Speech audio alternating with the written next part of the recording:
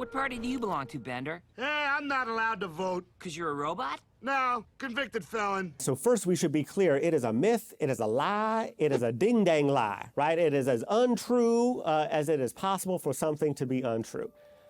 We have decentralized elections in the United States, which means every state gets to do its own thing.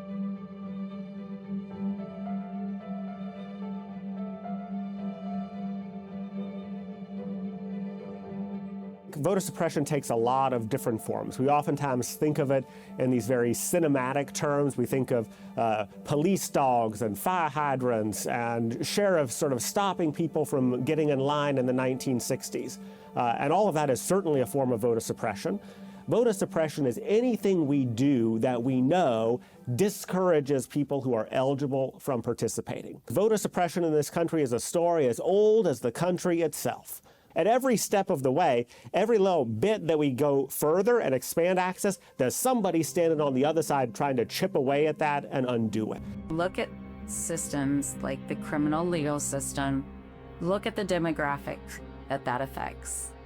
And now they don't get to vote. So the law in Kansas is different than it is in some other states. There are some states where you're permanently disenfranchised. Those states are largely in the South. And so what we have instead is a law that says, while you are on paper, that is, while you are serving your sentence, while you are on probation or parole, you are not eligible to vote at that time. But the second you are off paper, you are eligible to vote again. You're eligible to register again. You have to go and actively register, right? It is not the case that if you were registered before and lost the right to vote because of a felony conviction that you're automatically back on. What the right to vote is about is a marker of citizenship. It's a marker of who matters. It is a symbol of who counts, who is included in our community, and who we are casting out of it. I believe that America is strongest, that Kansas is strongest, when the most people participate and the most people matter.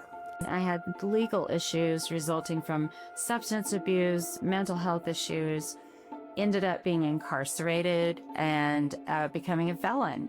I couldn't vote. It was a huge piece of my life that was gone. By the time 2016 came along, I did get my right to vote restored. I didn't think I could ever vote again as a convicted felon. There's no question that there are tens and tens and tens of thousands of folks who are eligible and don't know it.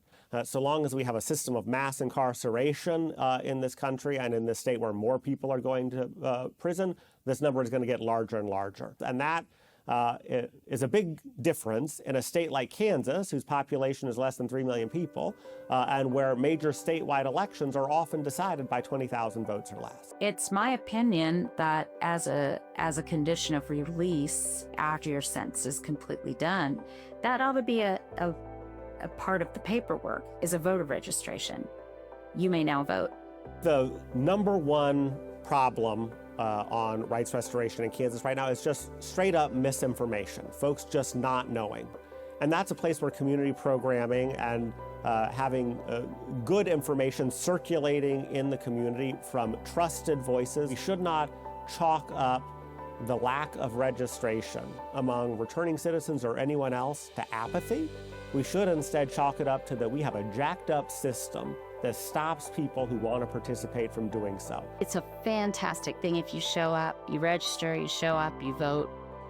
That's huge, especially if you've never done it. And if you're a convicted felon, there are lots of places you can check. So we call a lot of this work unheard voices because those are voices that can be heard, that should be heard, that must be heard, but right now are not because of misinformation about voting rights here in Kansas. And there's hope.